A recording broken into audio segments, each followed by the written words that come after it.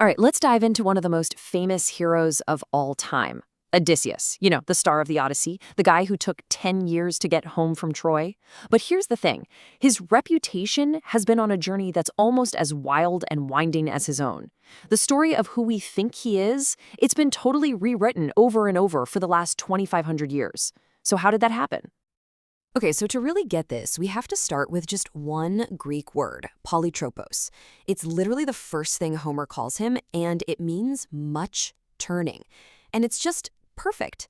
Think about it. It captures his physical journey, right? He's constantly being turned off course.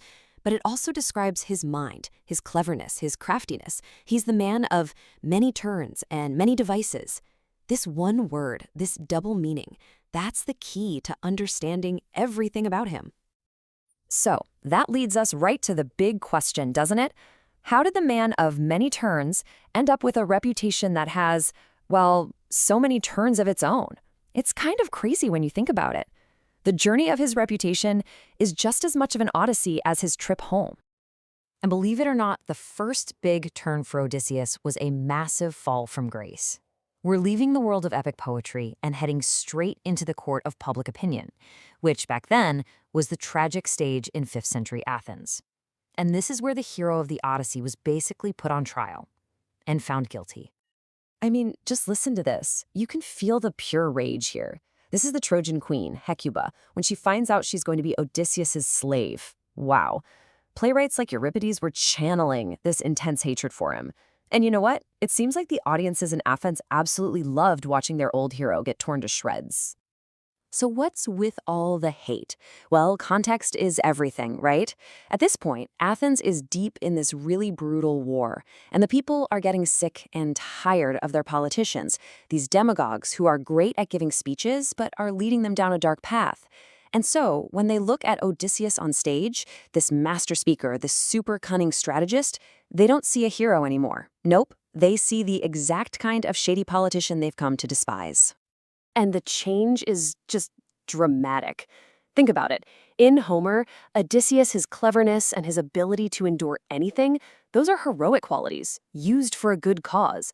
But on the tragic stage, that exact same spirit gets twisted into something, well, sinister.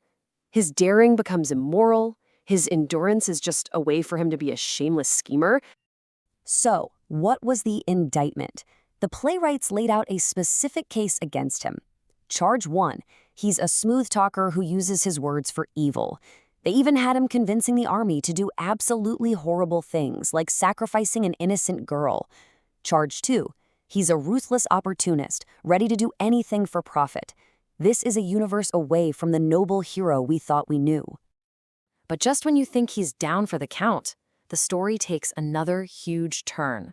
Just as his reputation hits absolute rock bottom, Odysseus gets a whole new set of fans from a really surprising place, the philosophers of Athens. Yeah, they took this disgraced politician, this villain, and completely reinvented him as a symbol of wisdom.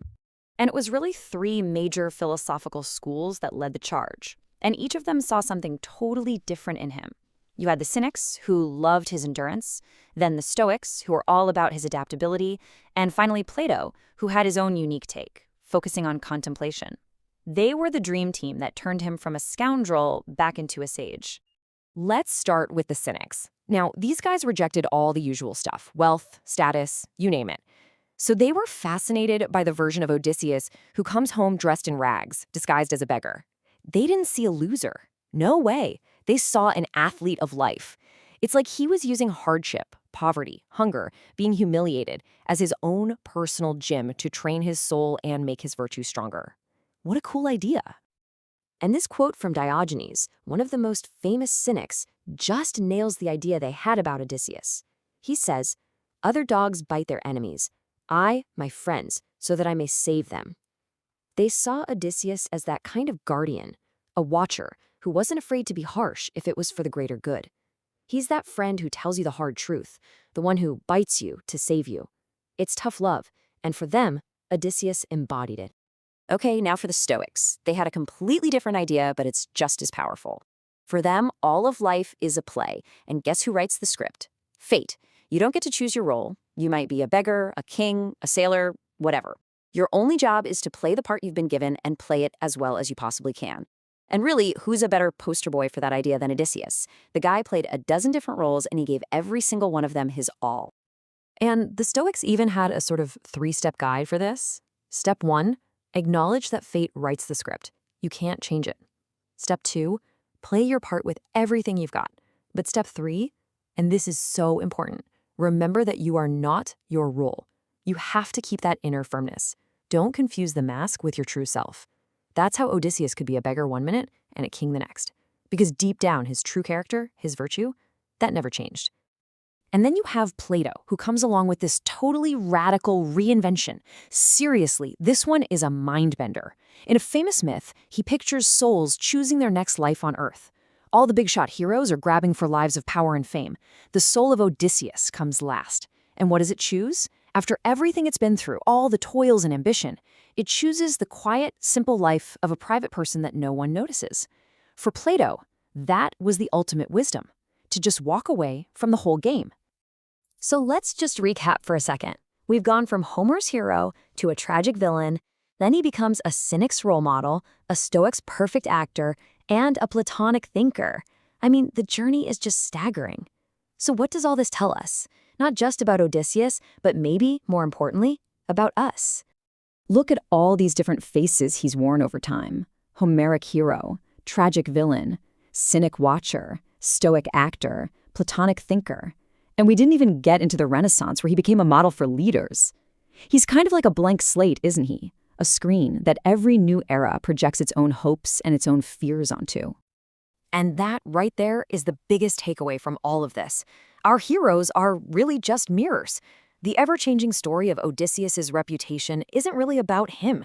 It's the story of us.